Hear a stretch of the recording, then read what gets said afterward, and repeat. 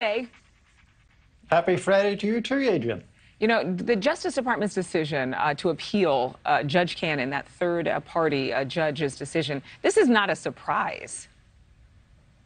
It's not a surprise in terms of the principle at stake. It's not a surprise that the Department of Justice and the US government disagrees with that decision.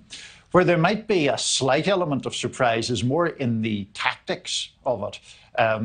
Basically, there was the possibility that the government would just accept that ruling on a special master in order to keep the process moving forward.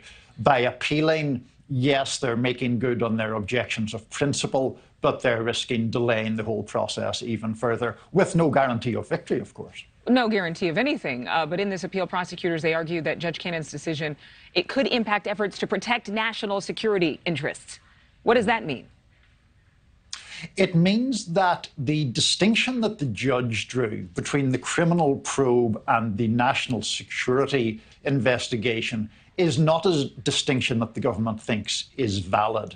In other words, the judge wants the investigators to be prohibited from further using these documents for criminal investigation, but she wants there to be an ongoing investigation of whether national security has been compromised.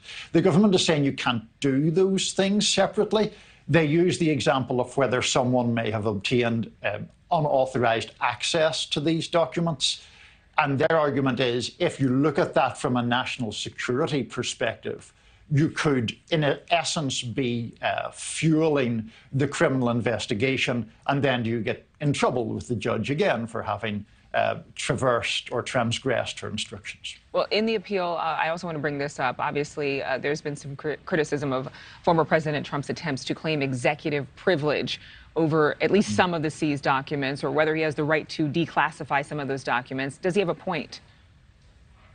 It's a stretch, because the government argues that documents that are marked as classified are, by definition, property of the US government, not personal property of the president or a former president. So the argument that the former president would have the right to get those documents back is, in the government's view, false on its face, because by virtue of being marked as classified, they are automatically government property. Niall Stanage, thank you, as always. Do you have anything fun planned this weekend?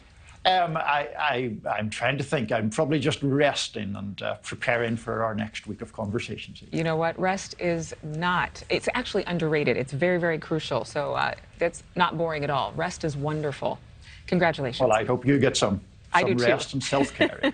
Self-care and maybe a trip to the museum. Thank you so much, Niall. Sure. Thank you for watching. Go to newsnationnow.com to find NewsNation on your television provider. And don't forget to click the red subscribe button below to get more of NewsNation's fact-driven, unbiased coverage.